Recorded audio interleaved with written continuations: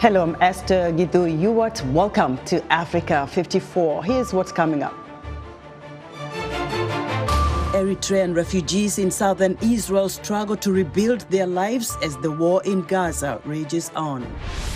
Russian opposition leader Alexei Navalny was reported dead on Friday in prison where he was serving a long jail term. And Music Time in Africa host Heather Maxwell takes viewers on an inside tour of the Grammy Museum with Chief Curator Jasen Emmons. All this and much more coming up on today's Africa 54.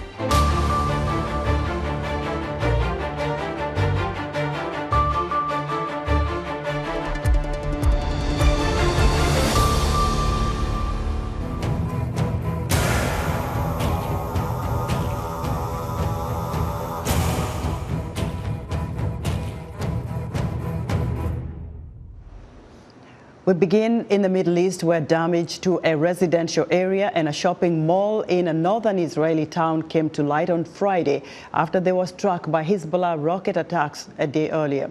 Hezbollah says it fired dozens of rockets at the town of Kiryat Shmona in response to the killing of 10 civilians in southern Lebanon, the deadliest day for Lebanese civilians in 4 months of cross-border hostilities.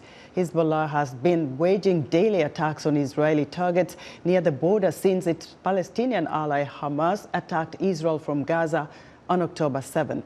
Hezbollah says its campaign will stop only when Israel halts its offensive in Gaza.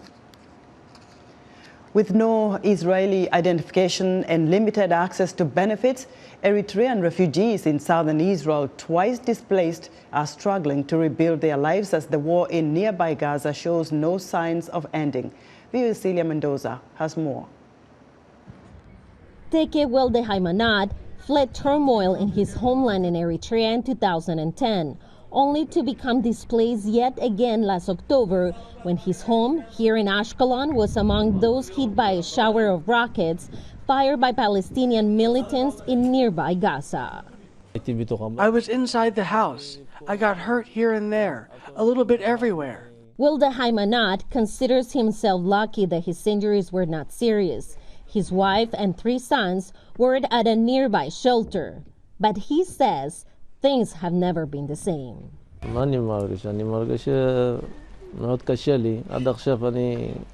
I feel it's very hard. What can I tell you? I feel the fear in my body, internal fear. I don't feel like going to work. One day I work, one day I don't. I feel the fear inside me. I would like to go to a doctor, but I do not have health insurance. The UN Refugee Agency says more than 30,000 refugees from Africa are living in Israel. The agency says the Hamas attack on October 7 and the war that's followed has forced 1,200 of them to leave their homes. This has been a real re-traumatizing incident. Not only that, some refugees members were killed. We have 2 Eritrean refugees were killed by the attack of October 7, and 1 refugee from Darfur that was killed in Israel. So it has been a very difficult. That is especially true for parents like Teke Jemane, also from Eritrea. ממש קשה. ממש אני גדלתי במלחמה, במדינה של מלחמה. It was really hard for me. I grew up in a war, in a country at war. I came to a country that was more organized. I thought that was the case. Now you understand. I don't want the war. It is like I haven't changed anything. I don't want my children to grow up the same way, in a war. And also without access to the type of government aid that is normally available to Israelis, he says. Like many other refugees, he does not have an Israeli identification document. The evacuation system in Israel, unfortunately, is related to Israeli ID, but the vast majority of refugees do not have this ID. So it was hard for them to access this service that was provided by the government to evacuate everyone who have been living in those areas. VOA received no reply to his request for comment from Israeli government officials. The State of Israel was founded as a homeland for the Jewish people. and it recognizes only a limited number of non-Jewish Eritreans as asylum seekers. The rest it sees as economic migrants living illegally on its territory. The government does not issue IDs to the migrants that would entitle them to many public benefits, such as medical care and emergency housing. For some, like Megastab Jerry Hewitt, who came from Eritrea, this means living as though they were invisible. We didn't receive a grant from the state. It hurts. We feel like we're like rags here. Jerry Hewitt worries about the future of his children who speak Hebrew and feel like they are Israelis, so much that they dream of serving in the Israeli armed forces. I have 4 children. The 10-year-old and the 8-year-old told me we will be in the Golani Brigade. We will be paratroopers. They want to fight here in Israel, but they don't know they are not Israelis. Still, after months of war, these parents are grateful to be able to come back to this, the only home their children have ever known. Celia Mendoza, VOA News, Ashkelon, Israel.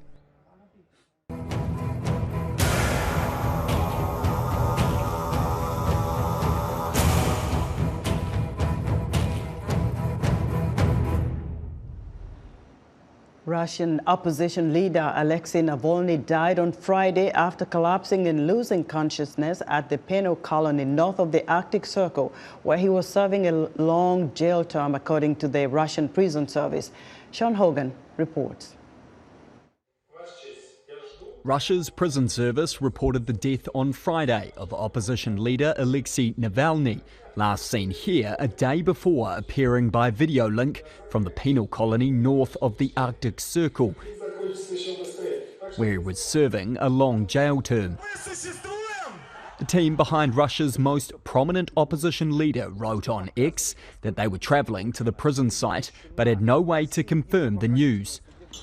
A prison service statement described how Navalny felt unwell after taking a walk at the facility in Karp, about 1,200 miles northeast of Moscow. It added the 47-year-old lost consciousness almost immediately and was unable to be revived by prison medical staff. Kremlin spokesperson Dmitry Peskov told reporters the cause of death was being established. Navalny rose to prominence more than a decade ago by lampooning the elite class around President Vladimir Putin and voicing allegations of corruption on a vast scale. He earned admiration from Russia's disparate opposition for voluntarily returning to Russia in 2021 from Germany, where he was treated for what Western laboratory tests showed was an attempt to poison him with a nerve agent in Siberia the year before. The Kremlin denied trying to kill him and said there was no evidence he was poisoned with a nerve agent. That was Sean Hogan of Reuters reporting. Thousands of civilians are fleeing renewed clashes in the Eastern Democratic Republic of Congo between the Congolese army and the M23 rebels. The fighting is exacerbating an already dire humanitarian situation. For more insight, I'm joined from Goma by Francois Monia, the Director of Programs at Mercy Corps in the DRC. Francois, welcome to Africa 54. Thank you very much, and happy to be here. Now, how have these renewed clashes impacted civilians in North Kivu? Well, the conflict between M23 and the FARDC has begun in October 2022 and has forced over 1.6 million people to flee their home, the majority of whom are in locations around Goma, some in makeshift camps, others in community places like schools or churches. Most of the sites are in a deplorable state. If you want to picture the situation of Goma, you can imagine a city close to the side of Houston in Texas that is at risk of being cut off from the rest of the country while having more than 500,000 people living in camps on its doorstep. So the situation is dire, and the recent intensification of clashes around Sake, which is 50 to 20 kilometers from Goma, have triggered new displacement toward the city of Goma. We talk about at least 70,000 people newly coming to the sites over the last 8 days. On top of that, there are still an unknown number of people who went directly to their family members and friends in the city. Right. We have colleagues who are hosting families and friends. So how critical is this town of Goma in connecting, town of Sake in connecting people to Goma? Because I understand that Goma is actually kind of the bridge to go to the rest of the country. Absolutely. And so at the moment, there are no many commute between the town of Sake and Goma because the population doesn't feel safe in Sake. So most of the people have left. One of our partners who traveled to Sake yesterday told us that the city is largely empty. What we are seeing at the moment are like what we call pendulum movement. So people moving on a daily basis from the sites to their home or fields to try to access some food or recollect personal items. Right. But the fact that Sake is no, Right. And Francois, how does this impact the work you do as humanitarian aid organizations? Well, that has a very, very strong impact on our work. As I said, like the recent clashes have a negative impact to the population that we are trying to serve. The combat cut off the roads that led to Masisi and further up north, Minova and the South Kivu. So we are currently not able to reach a number of people that are in need of humanitarian aid. And this is hampering our capacity and creating new major challenges in terms of ways to reach those areas that are not now considered as hard to reach area. Francois, many thanks for letting us know what's happening in North Kivu. Francois Monnier is the Director of Programs at Mercy Corps in the Democratic Republic of Congo. Isaac John, an orphan, wanted to give back to the Tanzanian community that raised him.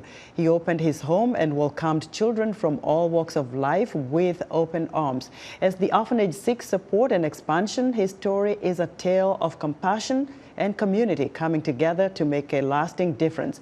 For more, VOA's Paul Ndiho spoke to Isaac John, the founder of Fruitful Orphanage in Arusha, Tanzania.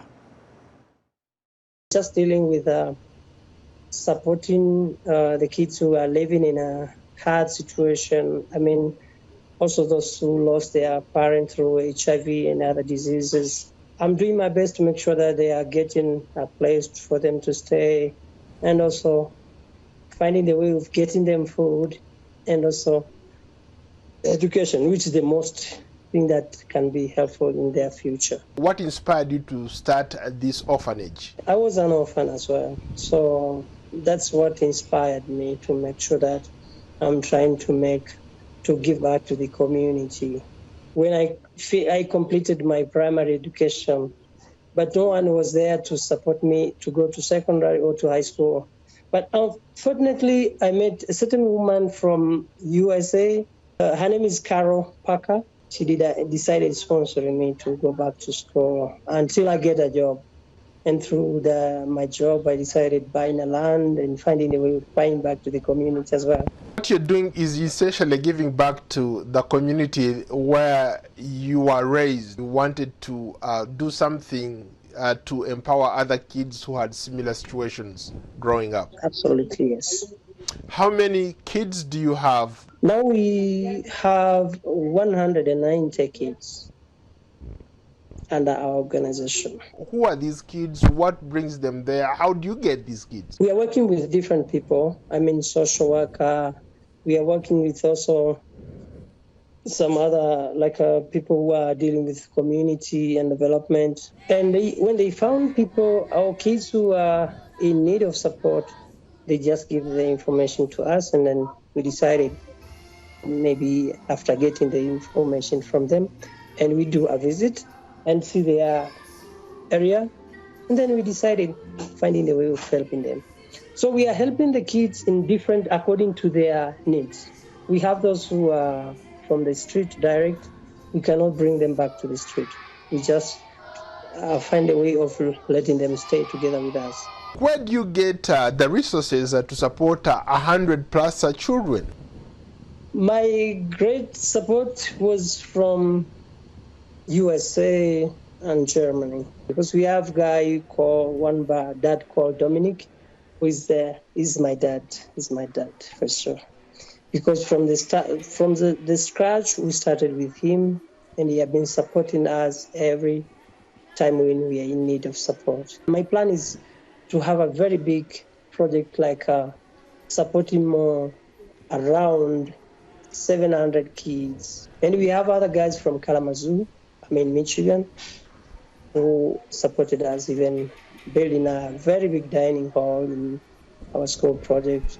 Dominic supported us building a building for the kids for accommodation, which is, the kids are happy, smiling, and I'm blessed too when I see them smiling. And when I see people receiving my request, allowing me to get into their shoes and work with me from the beginning to the end, up to here we are, is very much appreciated. That was Isaac John, founder, Tanzania's Fruitful Orphanage.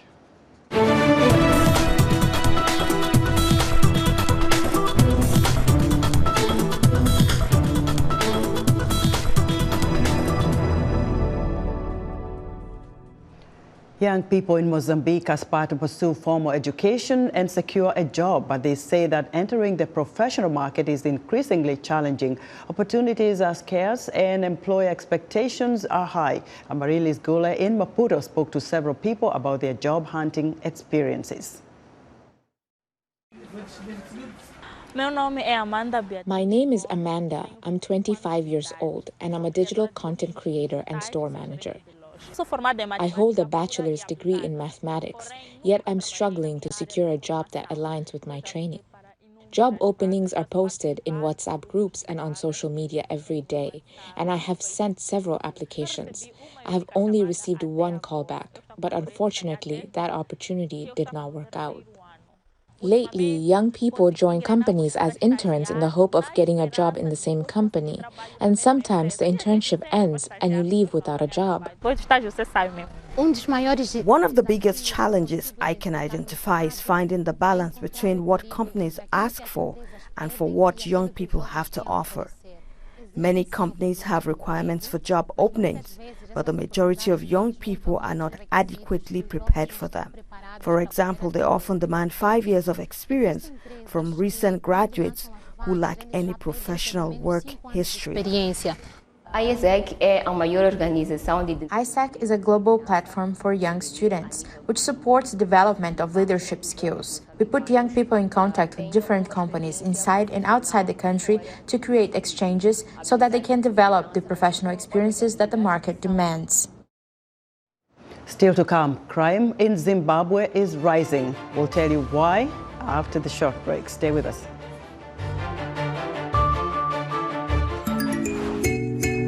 More than 80 million persons with disabilities live in Africa, according to the United Nations. These include mental health conditions as well as physical impairment. On this week's episode of Our Voices, we will discuss the obstacles to disabilities inclusion in the workplace. We will also explore why it is especially important to include women with disabilities in decision-making while fostering inclusion of talented people with disabilities. Join the conversation each week right here on Our Voices. You're watching VOA's Red Carpet. My name is Jackson Vunganyi. Thank you so much for joining us each week right here on Red Carpet. We bring you the latest in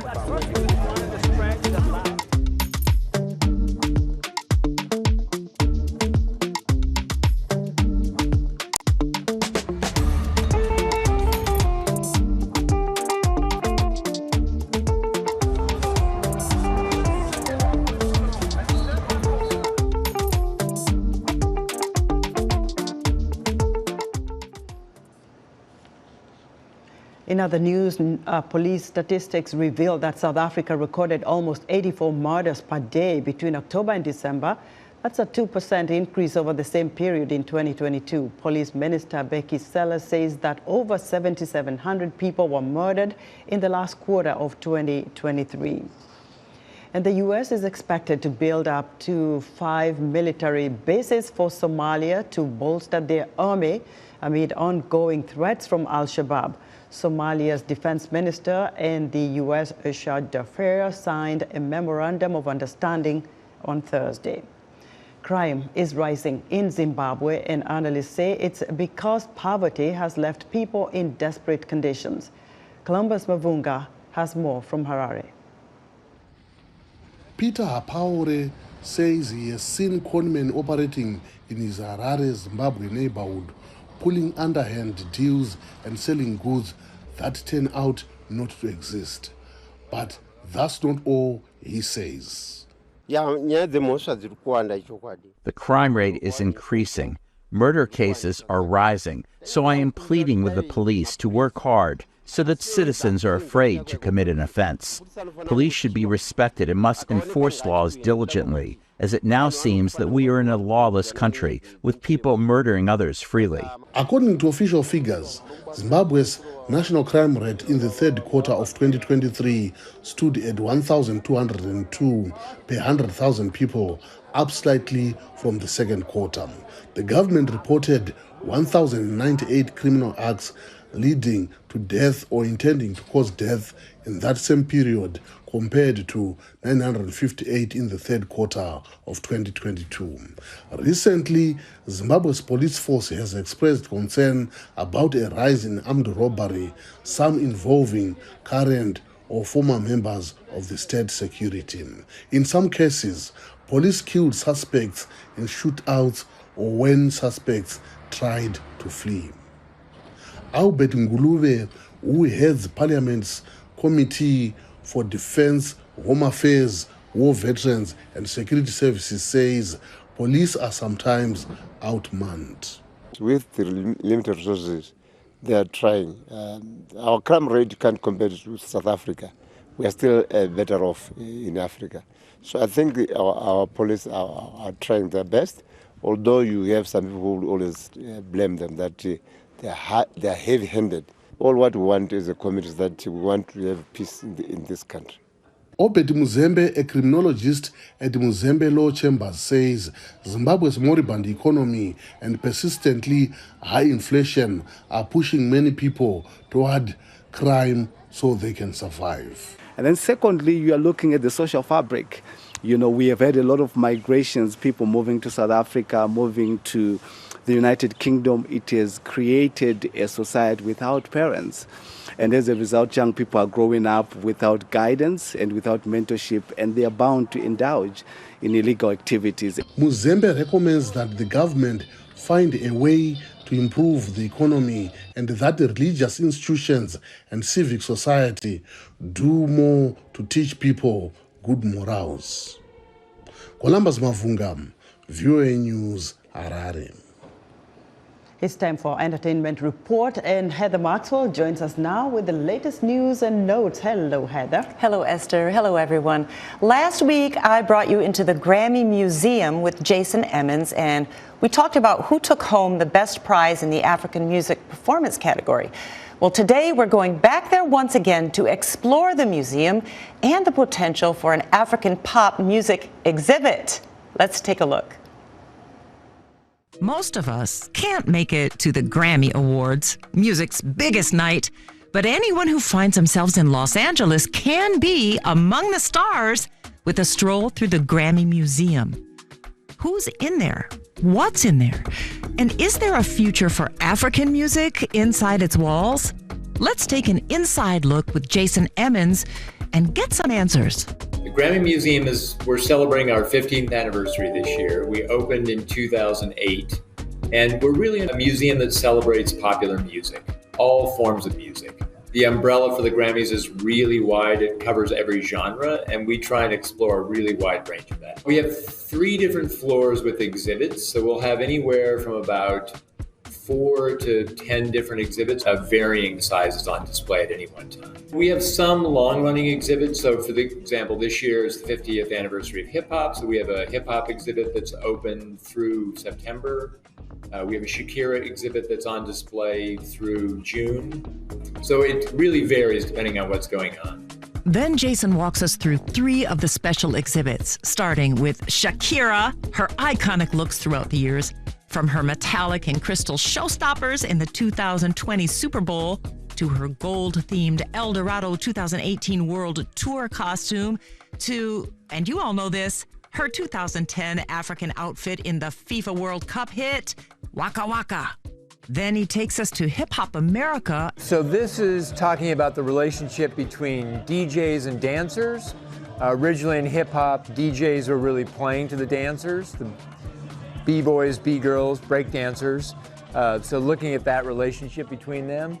And then here showing the origins of hip hop in New York City, starting in the Bronx.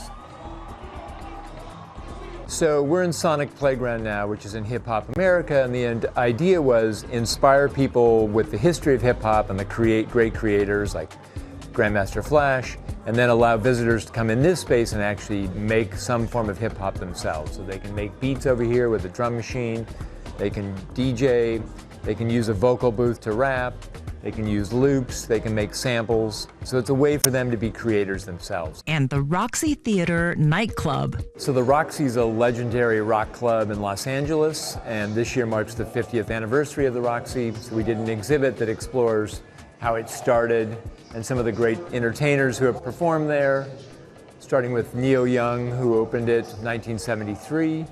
And Lou Adler was one of the founders of it. He's a legendary figure as well in the music industry, record label owner, started the Monterey Pop Festival, had a big impact on popular music.